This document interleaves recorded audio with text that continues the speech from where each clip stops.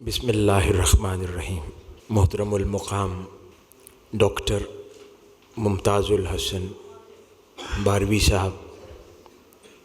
دیگر معزز و محترم اساتذہ کرام اور منتظمین جامعہ اسلامیہ منہاج القرآن اور آج کی اس بزم میں شریک جامعہ اسلامیہ منہاج القرآن کے طلباء اور بالخصوص آج کے اس ویلکم ایونٹ میں موجود وہ تمام نئے طلباء جو اس عظیم انسٹیٹیوشن کا حصہ بنے ہیں، اللہ رب العزت کا بے پایہ لطف و کرم اور احسان عظیم ہے کہ جس کی توفیق سے ہمیں جامعہ اسلامیہ منہاج القرآن کی صورت میں ایک عظیم مادر علمی اور درسگاہ میسر آئی، اور یہ عظیم تحفہ سرزمین پاکستان اور عالم اسلام کو شیخ الاسلام پروفیسر ڈاکٹر محمد طاہر القادری مدث اللہ العالی نے عطا فرمایا، اور وہ تمام نئے طلباء جو اس عظیم مادر علمی کا حصہ بنے ہیں، آپ سب کو یہ توفیق میسر آئی کہ آپ لوگ یہاں آ کر اپنی زندگی کے چند قیمتی سال صرف کریں اللہ اور اس کے رسول کی خاطر، اور عظیم پاکستان کا شہری اور تاجدار کائنات صلی اللہ علیہ وآلہ وسلم کا امتی بن کر یہاں سے نکل سکیں، اپنے والدین کا نام بھی روشن کریں، پاکستان کا نام بھی روشن کریں اور عالم اسلام کا نام بھی روشن کریں۔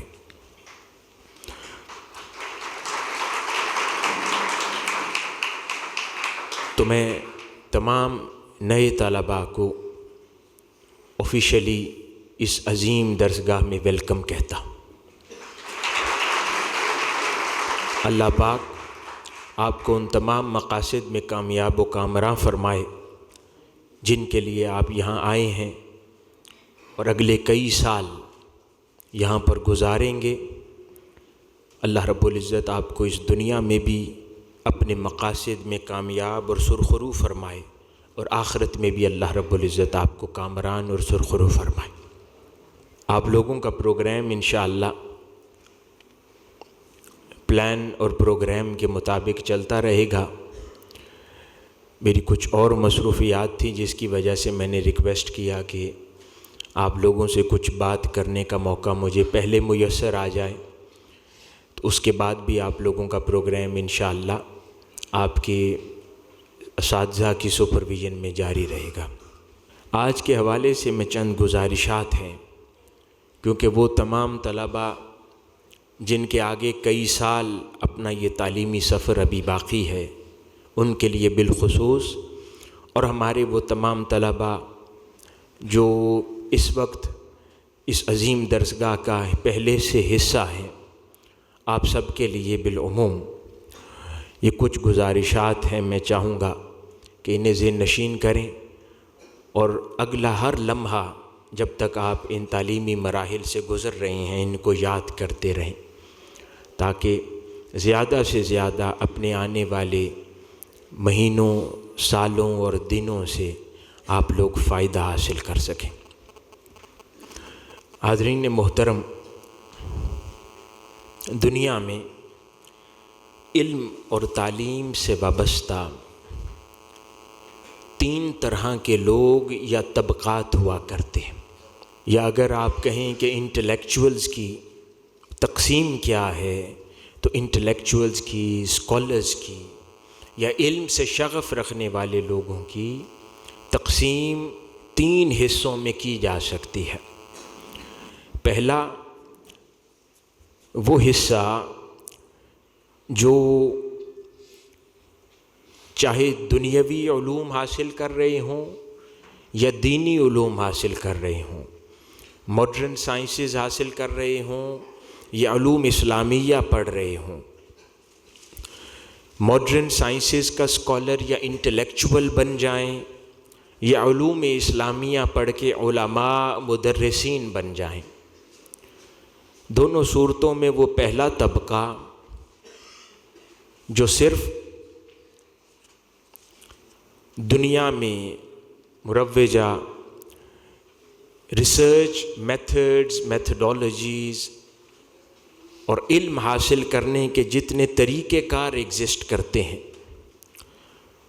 ان سے اور ان کے ذریعے علم حاصل کرتے ہوئے جو اپنا مقام یا اپنا نام علماء کی فہرست میں لکھواتے ہیں یا انٹلیکچوئل اسکالرز یا پروفیسرز کی فہرست میں لکھواتے ہیں، ایک تو وہ طبقہ ہے کہ جو کتابیں پڑھتے ہیں، اس سے علم حاصل کرتے ہیں اور پھر کتابیں پڑھاتے ہیں۔ کتابیں پڑھتے ہیں، ان کی مختلف مفسرین کی، محدثین کی یا عموماً دیگر رائٹرز کی آراء کو جمع کر کے اپنی اوپینین میک کرتے ہیں اور اس کی روشنی میں کوئی نئی کتاب تحریر کر دیتے ہیں، کوئی خطاب کر دیتے ہیں، کوئی لیکچر دے دیتے ہیں۔ تو ایک تو وہ طبقہ ہے جو میجورٹی ہے پوری دنیا میں پایا جاتا ہے، وہ دینی علوم سے تعلق رکھنے والے لوگوں میں بھی ہو سکتا ہے اور ماڈرن سائنسز پڑھنے والے طبقات میں بھی ہو سکتا ہے۔ دوسرا طبقہ وہ ہوتا ہے جو عموماً صوفیاء کرام اور اہل اللہ، اولیاء جن کو کہتے ہیں، علم ان کے پاس بھی ہوتا ہے، علم کو بیان وہ بھی کرتے ہیں، مگر ان کا طریقہ کار، ان کا حاصل کردہ علم وہ کتب سے نہیں ہوتا، وہ کتابوں سے علم حاصل نہیں کرتے، وہ اللہ رب العزت کی عطا ہوتی ہے وجدان کے ذریعے، الہام کے ذریعے، عرفان کے ذریعے، انٹیوشن جس کو کہتے ہیں انگلش میں۔ تو ان کے پاس بھی خبر اللہ کی بارگاہ سے علم، خیر کی خبر، خیر کی بات ان تک پہنچتی ہے، وہ بھی بیان کرتے ہیں۔ جو پہلی کیٹیگری میں نے بیان کی، ان میں اور ان میں فرق کیا ہے؟ پہلی کیٹیگری علم بیان کرتے ہیں، علم آگے ٹرانسفر کرتے ہیں جو کتابوں سے پڑھتے ہیں، اور ان کو ریفرنسز لگا کر ان کے ساتھ ریسرچ میتھڈالوجی کے تمام مراحل سے گزارتے ہوئے اس کو کاملاً علمی طور پر پرکھ کر لوگوں کو بیان کر دیتے ہیں۔ دوسرا طبقہ جو صوفیاء کا ہے، وہ ان تمام لوازمات سے اپنے علم کو نہیں گزارتا، کیونکہ ان کا علم اللہ کی بارگاہ سے وجدان، عرفان یا الہام کی شکل میں ان کے قلب پہ وارد ہوتا ہے، تو اس کو وہ لاجیکلی پروو کرنے کی کوشش نہیں کرتے،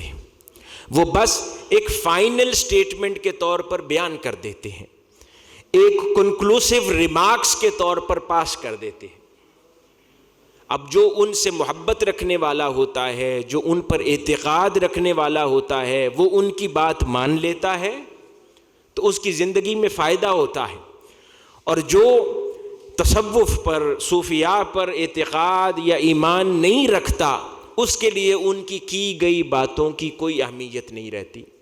اس کے لیے فقط وہ پہلی کیٹیگری کے جو علماء اور اسکالرز ہیں ان کی گئی باتوں کی وقت اور اہمیت ہوتی۔ حالانکہ جو دوسری کیٹیگری میں نے عرض کی، ان کے پاس کیونکہ وجدان، الہام کی شکل میں اللہ کی طرف سے خبر آ رہی ہے، تو وہ یقینی ہوتی ہے، وہ قطعی ہوتی ہے، وہ کنفرم ہوتی ہے، وہ ڈاؤٹ فری ہوتی ہے، لیکن پھر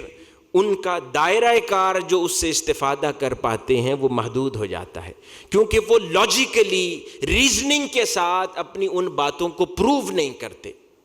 وہ صرف ایک بیان دے دیتے ہیں۔ جیسے کہ صوفیاء شعراء ہیں مختلف، حضرت بابا بلے شاہ صاحب رحمۃ اللہ علیہ ہیں، حضرت خواجہ غلام فرید رحمۃ اللہ علیہ ہیں، دیگر اور اولیاء شعراء ہیں، حضرت سلطان العارفین سلطان باہو رضی اللہ تعالیٰ عنہ ہیں رحمۃ اللہ علیہ۔ تو وہ لوگ اپنے شعراء کے ذریعے، کتابوں کے ذریعے، کلام کے ذریعے حقیقی بات بیان کر دیتے ہیں جو سچ ہے، کوئی مانے یا نہ مانے، اس کی بحث نہیں پڑتے کہ میں نے یہ فکر گریجولی کن مراحل سے گزرتے گزرتے اپنائی۔ یہ ان دو کیٹیگریز میں فرق ہے۔ اور ایک تیسرا طبقہ ہوتا ہے جو بہت خال خال ہوتے ہیں اور خاص خاص ہوتے ہیں۔ وہ لوگ ہوتے ہیں جن کے اندر اللہ رب العزت یہ دونوں چیزیں جمع فرما دیتا ہے کہ ان کے اندر وجدان، الہام، عرفان، جسے انٹیوشن کہتے ہیں، وہ کھڑکی بھی ان پر کھول دیتا ہے، اور وہ دنیاوی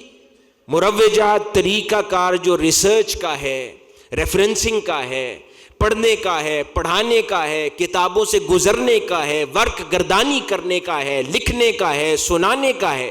دنیا کے جو ایکڈیمک طریقہ کار ہیں ان پر بھی عبور رکھتے ہیں۔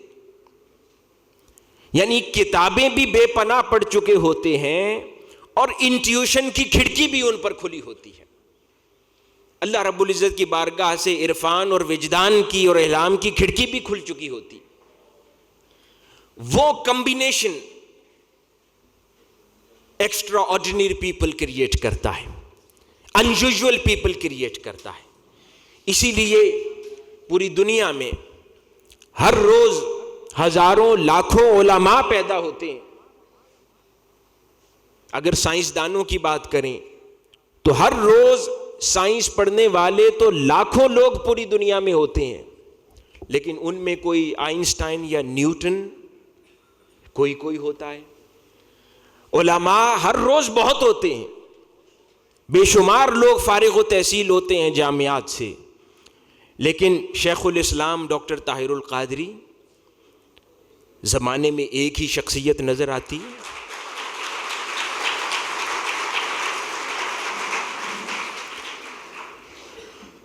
دور کے بے شمار فلاسفہ اور علماء ہوتے ہیں، لیکن امام غزالی ایک ہوتے ہیں۔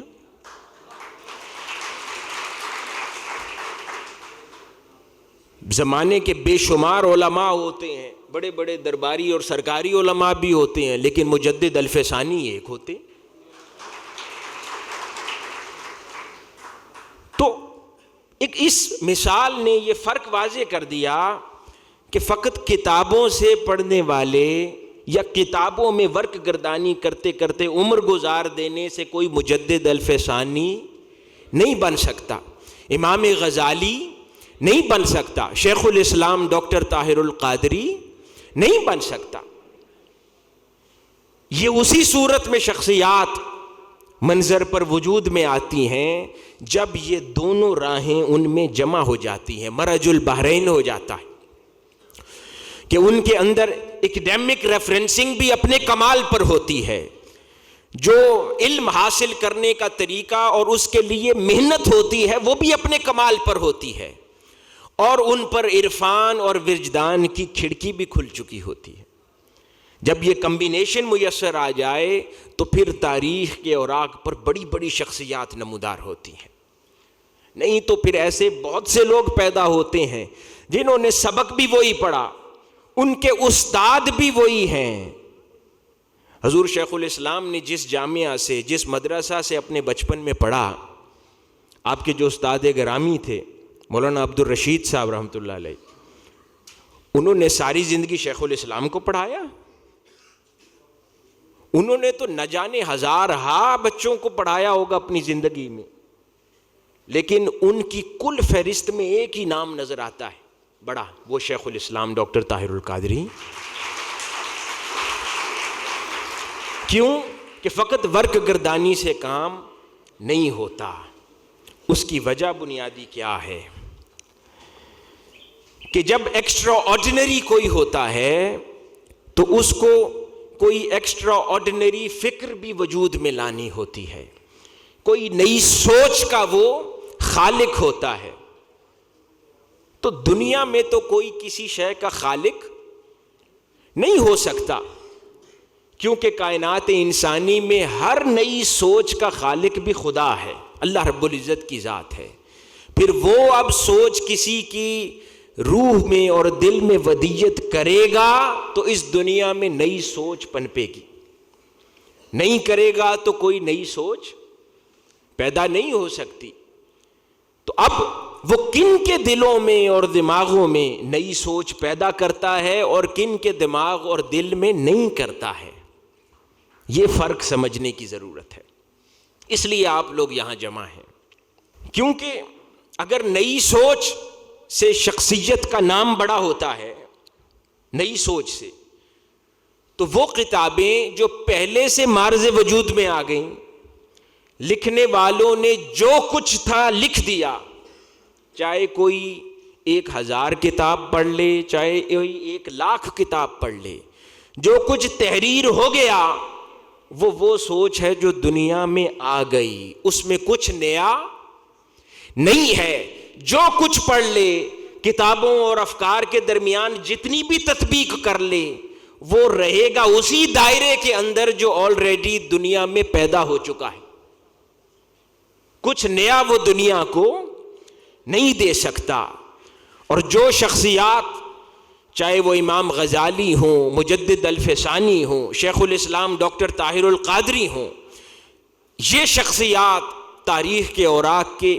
سنہرے باب اس لیے بن جاتے ہیں کیونکہ یہ نئی سوچ کے خالق ہوتے ہیں۔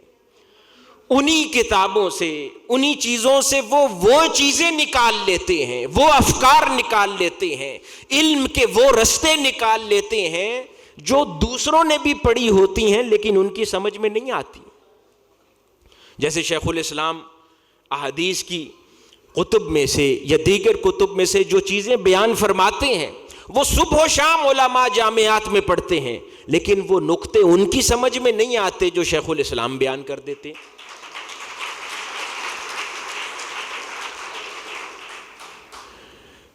تو یہ ایسا کیوں ہے؟ وہ اس لیے ہے کہ جو فقط علماء ہوتے ہیں وہ انہی کتابوں میں ورق گردانی کرتے کرتے عمر گزار دیتے ہیں، کچھ نیا تخلیق نہیں کر پاتے، کیونکہ جہاں سے نیا آنا ہے وہاں سے ناتا جڑا ہی نہیں ہوتا۔ اور اس چیز کا اطلاق فقط مسلمانوں پر نہیں ہے، اپنے کام کے ساتھ مخلص اور دنیا کے امور سے بے نیاز نان مسلم بھی ہو سکتا ہے، جو اپنی فیلڈ کی جینوئنلی خدمت کر رہا ہو، وہ بھی ہو سکتا ہے۔ تو اس کو بھی اللہ رب العزت انٹیوشن کا اور وجدان کا دروازہ کھولتا ہے۔ اس کا تعلق مذہب کے ساتھ نہیں ہے، اس کا تعلق قلب کے اخلاص کے ساتھ ہے کہ کوئی کس نیت کے ساتھ کیا کر رہا ہے۔ تو جب وہ لوگ جو کمبینیشن ہوتے ہیں ان افکار کا، ان پر اللہ رب العزت وجدان اور عرفان کا دروازہ کھول دیتا ہے، تو ان کا پروسیس کیا ہوتا ہے وہ عرض کرتا ہوں۔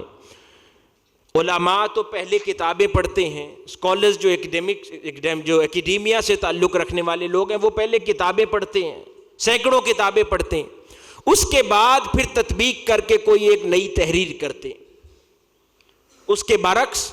جو اہل اللہ ہوتے ہیں یا جو کمبینیشن ہوتے ہیں عرفان کا اور علوم کا، ان کی دل میں اللہ رب العزت پہلے نئی سوچ پیدا کرتا ہے۔ وہ کتابیں پڑھ کر نئی سوچ ڈھونڈتے نہیں ہیں، ان کے دل میں اللہ رب العزت نیا خیال پہلے پیدا فرماتا ہے، اس کے بعد وہ پھر کتابوں میں ورق گردانی کرتے ہیں، اور دنیا کے مروجہ جو ریسرچ کے طریقہ کار ہیں، لاجیکل اور ریزننگ کے طریقہ کار ہیں، ان کا استعمال کرتے ہوئے اس سوچ کو جو اللہ رب العزت نے ان کے دل میں پیدا کی ہے اس کو پروو کر کے لوگوں کے سامنے رکھ دیتے ہیں۔ اٹس ادر وے اراؤنڈ، کہ پہلے اللہ رب العزت وہ خیر کی سوچ ان کے باطن میں پیدا فرماتا ہے، اور اس کے بعد جب وہ سوچ پیدا ہو چکی ہوتی ہے پھر وہ اپنے علم کے طریق سے، اپنے علوم کے طریق سے، ریسرچ میتھڈالوجی کے ذریعے، ریفرنسنگ کے ذریعے، کتابوں کے ذریعے، تحریروں کے ذریعے وہ پھر اس کو پروو کرنا شروع کر دیتے ہیں، اور مختلف کتابیں تحریر کر کر اپنے لیکچرز کے ذریعے ان کو دنیا کے سامنے رکھنا شروع کر دیتے ہیں۔ جبکہ برعکس جو دیگر علماء ہیں یا ریسرچرز ہیں وہ فقط کتابیں پڑھتے رہتے ہیں صبح و شام، اور ان کتابوں میں سے آراء اکٹھی کر کے کچھ نئی رائے قائم کرنے کی کوشش کرتے ہیں، ان کا ذہن پرانی آراء سے اس طرح جمع ہو جاتا ہے، بھر جاتا ہے کہ وہ کوئی نئی سوچ اپنی قائم کرنے کی پوزیشن میں نہیں رہتے۔ تو اس لیے حاضرین گرامی، یہ بات ہمیں سمجھ آ گئی کہ وہ تین طبقات، ایک فقط صوفیہ جو صرف کنکلوسیو بات کرتے ہیں، ریزننگ کے ساتھ پروف نہیں کرتے، ایک فقط علماء جن میں انٹیوشن کے دروازے نہیں کھلے، وہ فقط کتابی باتیں کرتے ہیں، اور تیسرا طبقہ وہ کہ اللہ رب العزت کی طرف سے انٹیوشن کے دروازے بھی، کریٹیوٹی کے دروازے بھی ان پر کھول دیے جاتے ہیں، اور وہ اکیڈیمکلی بھی ساؤنڈ ہوتے ہیں۔ یہ کمبینیشن مل کر ان کو تاریخ کے اوراق میں سنہرا باب بنا دیتا ہے۔ اب سوال اگلا یہ پیدا ہوتا ہے کہ یہ انٹیوشن کا دروازہ جو کہ ایک تاریخی کمبینیشن میں کسی شخصیت کو تبدیل کر دیتا ہے، یہ انٹیوشن کا دروازہ کسی پر کھلتا کیسے ہے؟ عرفان کا دروازہ، وجدان کا دروازہ، الہام کا دروازہ کسی پر کھلتا کیسے ہے؟ میں یہ چیزیں اس لیے عرض کر رہا ہوں کہ آپ لوگ اب اپنی زندگی کا تعلیمی سفر شروع کرنے والے ہیں۔ آج اگر ہم لوگ یہ بات سمجھ جائیں تو اگلے 7-8 سال میں جب آپ یہاں سے گریجویٹ ہو کر نکلیں گے تو ان خطوط پر ایک مختلف شخصیت کے مالک ہوں گے، اور اگر نہ سمجھ آئی تو ہر روز لاکھوں لوگ مختلف انسٹیٹیوشن سے گریجویٹ ہوتے ہیں، انہی صفوں میں کھڑے کہیں آپ بھی نظر آئیں گے۔ قرآن مجید میں اللہ رب العزت میں ارشاد فرماتا ہے کہ اے انسانو، تو اس بات کی پیروی نہ کر جس کا تجھے صحیح علم نہیں ہے، بے شک کان اور آنکھ اور دل ان میں سے ہر ایک سے باز پرس ہوگی۔ اس کے اندر بہت خوبصورت تقسیم اللہ رب العزت نے فرمائی، یعنی علم حاصل کرنے کے لیے 3 چیزیں ارشاد فرمائی: آنکھ، کان اور دل۔ اب کوئی کہے آنکھ اور کان تو سمجھ آتی ہے، علم کے لیے دل کہاں سے آ گیا؟ قرآن کہتا ہے کہ آنکھ، کان اور پھر سب سے الٹیمیٹ سٹیج دل ہے، جو تمہیں صحیح علم کی طرف لے جاتے ہیں۔ آنکھ اور کان تو سمجھ آ گئی، آنکھ سے ہم پڑھتے ہیں، کان سے ہم لیکچرز سنتے ہیں اور اس کے نتیجے میں علم حاصل کرتے ہیں۔ آنکھ سے کتابیں پڑھتے ہیں، کان سے لیکچر سنتے ہیں، پھر مختلف آراء قائم کرتے ہیں، علمی فکری باتیں کہتے سنتے ہیں، اور اس کے نتیجے میں ہم اپنی علمی آراء قائم کرتے ہیں، فکری آراء قائم کرتے ہیں۔ لیکن اللہ رب العزت نے جو تیسری شے دل فرمائی ہے، یہ وہ بات ہے جو میں نے کہا کہ وہ کمبینیشن کہ دنیا میں آنکھ اور کان کے استعمال سے وہ بڑے اسکالرز بن جاتے ہیں، اور دل کے استعمال سے ان پر انٹیوشن کا دروازہ کھل جاتا ہے، اور وہ کمبینیشن ان کو اعلیٰ اور عرفہ کر دیتا ہے۔ اب دل کیسے کام کرتا ہے علم کے سلسلے میں نے پہلے عرض کیا کہ کائنات انسانی میں ہر شے کا خالق اللہ رب العزت کی ذات ہے، ہر نئی سوچ، ہر نئے خیال کا خالق اللہ رب العزت کی ذات ہے۔ کوئی یہ دعویٰ نہیں کر سکتا کہ یہ میرا ذاتی خیال ہے۔ اللہ رب العزت نے وہ نیا خیال، نئی سوچ، چاہے وہ سائنٹیفک انوینشن ہو، کوئی پروڈکشن ہو، کوئی ڈیولپمنٹ ہو، وہ نئی سوچ اس کے دل میں اتاری ہے،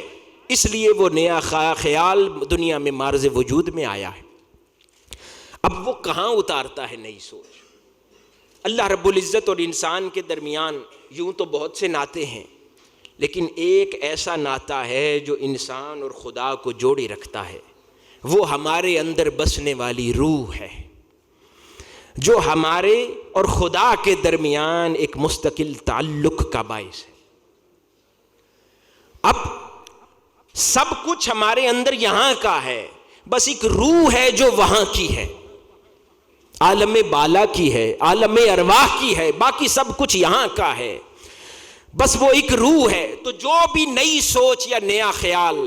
جو وہاں پیدا ہونا ہے، اس خیال کو وہاں سے یہاں لانے والی روح ہے، اس کے سوا اور کوئی نہیں ہو سکتا، وہاں کی خبر روح یہاں لاتی ہے، عالم بالا کی خبر روح یہاں لاتی ہے، عالم انوار کی خبر روح یہاں لاتی ہے۔ اب روح تو کلام نہیں کرتی، روح لکھتی نہیں ہے، تو روح وہ خبر ٹرانسمٹ کیسے کرتی ہے، روح وہ خبر ٹرانسفر کیسے کرتی ہے؟ اس کی ایک مثال دیتا ہوں کہ جیسے ٹیلیسکوپ ہوتا ہے، جو لوگ اسٹرانومی کو سمجھتے ہیں وہ جانتے ہیں کہ جو لوگ چاند کو، سورج کو، سیاروں کو، ستاروں کو زمین پر کھڑے دیکھتے ہیں وہ بڑے بڑے ٹیلیسکوپس یوز کرتے ہیں۔ کسی نے اگر ٹیلیسکوپ دیکھا ہو تو وہ اس کا رخ آسمان کی طرف ہوتا ہے اور بہت لمبا ہوتا ہے، تو کبھی آپ نے دیکھا ہے کہ کوئی جھک کے اس کے نچلے حصے سے سیدھا دیکھ رہا ہو سامنے؟ نہیں، اس کے اوپر ایک شیشہ لگا ہوتا ہے، اس کے اوپر وہ جھانک رہے ہوتے ہیں، اور لیکن ان دیکھ نیچے کی طرف رہے ہوتے ہیں اس کے اندر، لیکن ان کو نظر وہاں آسمان کی باتیں آ رہی ہوتی ہیں۔ وہ کیسے؟ جو ٹیلیسکوپ کا مین لینز ہے اصل میں آسمان کی چیزیں وہ کور کر رہا ہے، کور وہ کر رہا ہے، اب وہ تو پیچھے سیدھا لائے گا انفارمیشن نیچے، اس کی بیک اینڈ باٹم کے اوپر ایک ریفلیکٹر لگا ہوتا ہے، وہ جو لینز دکھاتا ہے وہ ریفلیکٹر ریفلیکٹ کرتا ہے اس اوپر شیشے کی طرف جہاں پر اس انسان کی آنکھ ٹکی ہوئی ہے، وہ اس کو انفارمیشن نظر آتی ہے جو آسمان میں ہے۔ تو حاضرین گرامی، روح بھی اس ٹیلیسکوپ کے لینز کی طرح خیر کی خبر آسمان سے لاتی ہے، وہ تو لے آتی ہے۔ پھر انسان کے جسم میں دل، جس کا قرآن نے ذکر کیا کہ علم 3 رستوں سے آتا ہے، آنکھ، کان اور دل، اس دل پر وہ روح انفارمیشن ریفلیکٹ کرتی ہے، اور وہ ریفلیکٹر انفارمیشن کو فردر ریفلیکٹ کرتا ہے انسان کے دماغ کی طرف،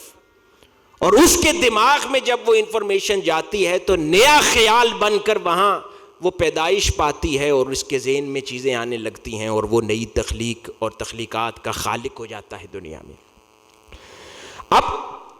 اگر وہ ریفلیکٹر صاف نہ ہو تو جو کچھ لینز لے کر آ رہا ہے وہ صحیح طریقے سے ریفلیکٹ نہیں کر پائے گا۔ جتنا صاف اور شفاف وہ ریفلیکٹر ہوگا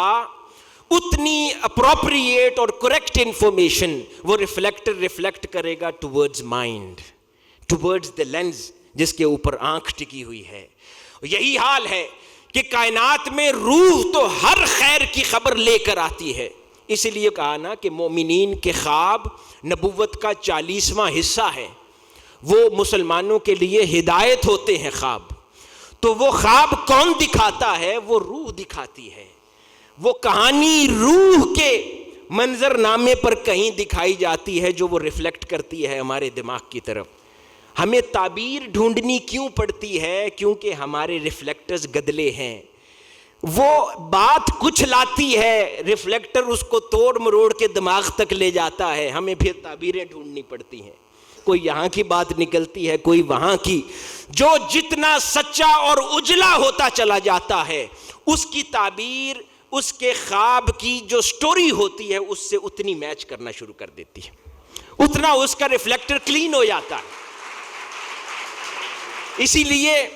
جو عام مسلمان ہے اس کو خواب کی تعبیر دیکھنا پڑتی ہے۔ انبیاء کو جو خواب آتے تھے کئی بار وہ من وان اسی طرح پورے ہوتے تھے جیسے کہانی دیکھتے تھے، کیونکہ ریفلیکٹرز کا فرق تھا۔ اسی طرح ہر نئی سوچ، ہر نیا خیال جو اللہ رب العزت کی ذات سے پیدا ہوتا ہے، اس کی صفات کے ذریعے پیدا ہوتا ہے، وہ روح تو کھینچ کر عالم بالا سے زمین پر لے آتی ہے، لیکن پرابلم یہاں ہمارے دل میں ہے، وہ صاف نہیں ہے، صفائے قلب کا مسئلہ ہے، وہ انفارمیشن کو صحیح طریقے سے دماغ کی طرف ریفلیکٹ نہیں کرتا۔ بس یہی ریفلیکٹر کا فرق ہے کہ ہزاروں لاکھوں علماء صبح و شام جامعات سے پوری دنیا میں پیدا ہوتے ہیں، لیکن ڈھونڈنے سے پہ ڈاکٹر طاہر القادری ایک ہی ملتے ہیں۔ ہزاروں فلاسفہ پیدا ہوتے ہیں، لیکن امام غزالی پھر زمانے کے ہزاروں علماء میں ایک ہی ہیں۔ بہت شخصیات پیدا ہوتی ہیں، لیکن مجدد الفسانی ڈھونڈیں تو ایک ہی شخصیت ہے. اسی طرح سائنسدانوں میں ہزاروں سائنس پڑھے پی ایچ ڈیز دنیا میں ملتے ہیں پھرتے ہیں, لیکن نیوٹن اور آئنسٹائن جیسی پھر ایک دو شخصیات ہی گننے میں ملتی ہیں. کیوں؟ ان کے ریفلیکٹرز کلین تھے. جو کچھ اللہ کی ذات سے آتا تھا وہ اس کو پراپرلی ریفلیکٹ کرتے ہیں ٹورڈز مائنڈ. اب یہ ریفلیکٹر کلین کیسے ہوتا ہے, میں بات ختم کر رہا ہوں, جس سے ہم اپنے فوکس کو بہتر کر سکیں اور عمومی صفوں سے اٹھ کے اللہ کی نگاہ میں خاص ہو سکیں. اس کے لیے ایک بڑی خوبصورت مثال ہے کہ کوئی طالب علم ہو, اسٹوڈنٹ ہو, وہ دنیا کے دور دراز کے سفر کرے, کبھی دوڑا دوڑا اس ملک جائے, کبھی دوسرے ملک جائے, کبھی اس استاد سے پڑھے, کبھی اس استاد سے پڑھے, کبھی اس جامعہ سے پڑھے, کبھی اس جامعہ سے, کبھی اتنی بڑی اس یونیورسٹی سے پڑھ لے, کبھی کسی دوسری بڑی یونیورسٹی سے پڑھے, اور اس کی نگاہ میں جو مطمع نظر ہے اس کا وہ یہ ہو کہ یہ بڑی بڑی ڈگریز لے کر میرا پروفائل بڑا انرچ ہو جائے گا, یا اتنے بڑے بڑے علماء سے پڑھ کر, یا اپنے بال سفید کر کے اتنی کتابیں پڑھ کے, 1,00,000 کتاب پڑھ کر, اتنی کتابیں لکھ کر, اتنے لیکچرز دے کر دنیا مجھے شیخ کہے گی,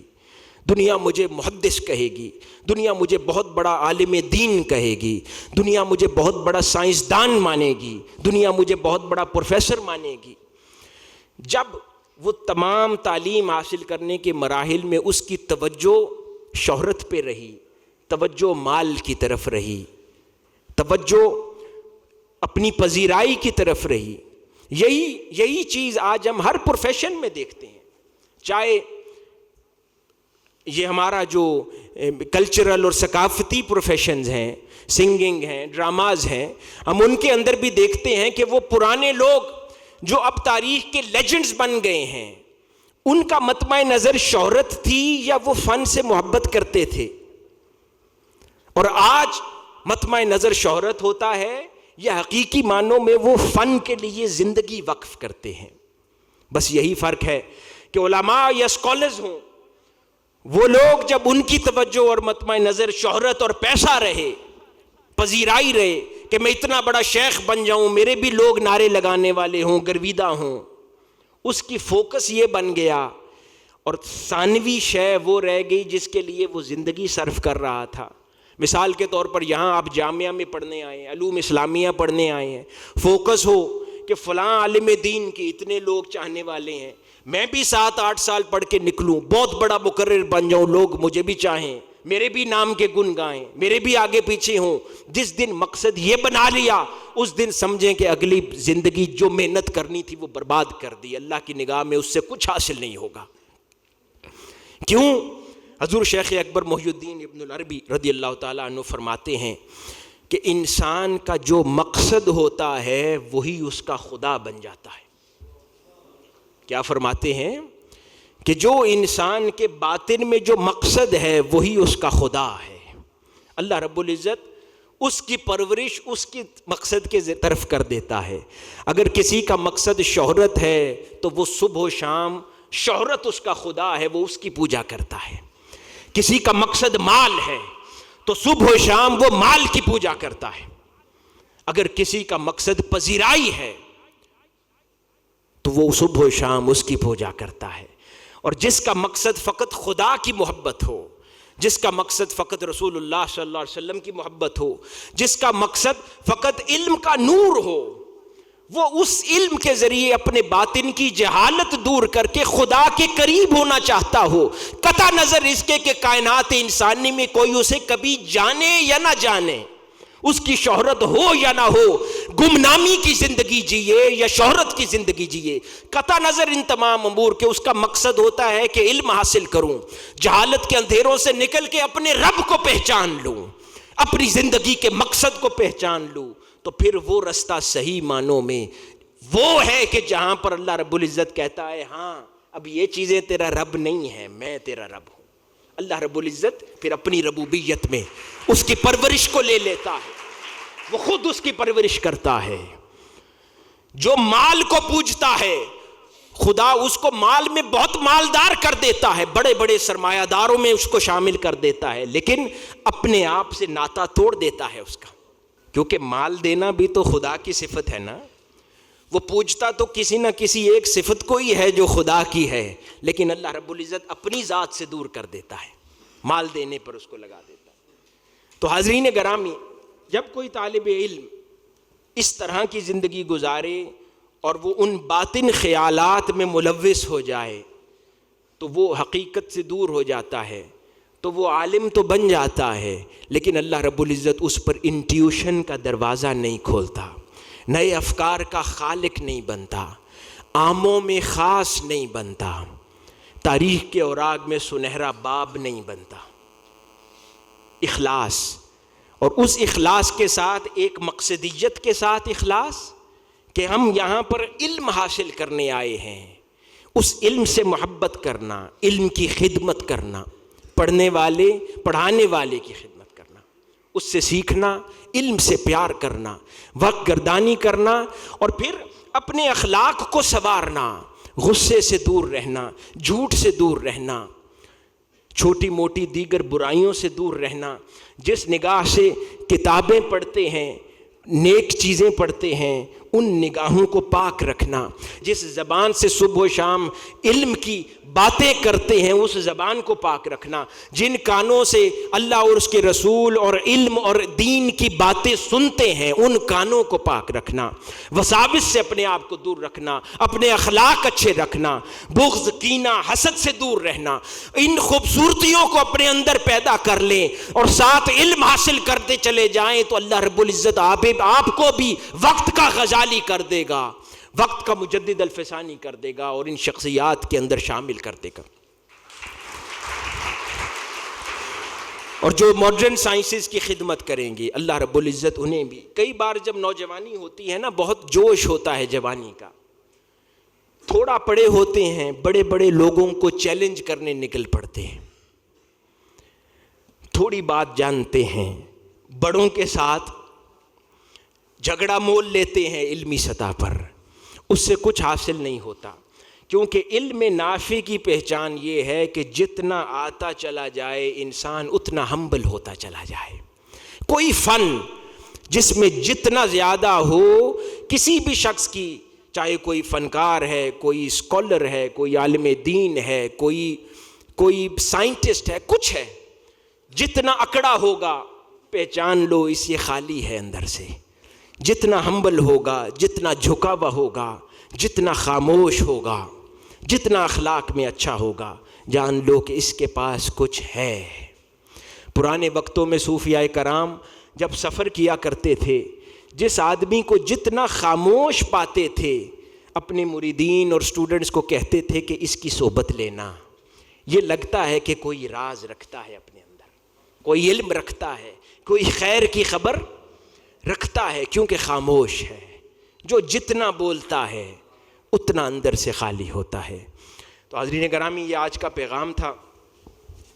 آپ لوگ آج اپنا ایک اگلا سفر تعلیمی اسکول لائف ختم کرنے کے بعد اب شروع کر رہے ہیں، اور جہاں پر جس درسگاہ میں آئے ہیں یہاں پر علم کے ساتھ کردار اور تربیت کو اہمیت دی جاتی ہے. اگر یہاں پر ڈگریز حاصل کر لیں، کردار میں نکھار پیدا نہ کر سکے، اخلاق میں خوبصورتی پیدا نہ کر سکے، ایک امن پسند انسان نہ بن سکے، علم سے محبت کرنے والے اور ادب آداب کو سمجھنے والے انسان نہ بن سکے، تو پھر ہم نے اپنی زندگی ضائع کر دی. انسان جیسے تیسے روزگار کما لیتا ہے، بیوی بچوں کا پیٹ پال لیتا ہے، وہ تو جانور بھی کر لیتے ہیں، لیکن پھر ان میں اور انسانوں میں زیادہ فرق نہیں رہتا. یہاں ہم نے انسان بننا ہے. بدقسمتی ہے پاکستان میں اور دنیا میں مسلمانوں کی، انسان بننے کا سفر شروع کرتے ہیں، پہلے انسان بننے سے پہلے لیڈر بن جاتے ہیں، اسکالر بن جاتے ہیں، پروفیسر بن جاتے ہیں، امام بن جاتے ہیں، علماء بن جاتے ہیں، مشائخ بن جاتے ہیں، انسان نہیں بنتے. تو بدقسمتی ہے، ہمیں انسان بننے کی ضرورت ہے. اللہ پاک ہمارا حامی و ناصر ہو. میں اللہ کی بارگاہ میں دعا گو ہوں کہ اللہ رب العزت آپ جس مقصد کے لیے یہاں آئے ہیں اس میں آپ کو کامیاب فرمائے، کامران فرمائے، اور یہاں دنیا میں بھی پروفیشنلی سرخرو فرمائے، اور آخرت بھی اللہ رب العزت آپ کی عزت والی اور سرخوئی والی فرمائے۔ والسلام وما علینا الا البلاغ۔ آتی ہے پھر کعبہ میں لے جاتی ہے، ہر شخص سکندر ہوتا ہے، چاہت کا سمندر ہوتا ہے، ایک نور سا اندر ہوتا ہے، آنکھوں میں قلندر بھرپور تالیاں بجائیں۔ چہرہ روشن روشن ہے، مسکان سحر سی پیاری ہے، دل چیر کے اندر آنکھ دے گل لہجہ آنکھ کٹاری ہے۔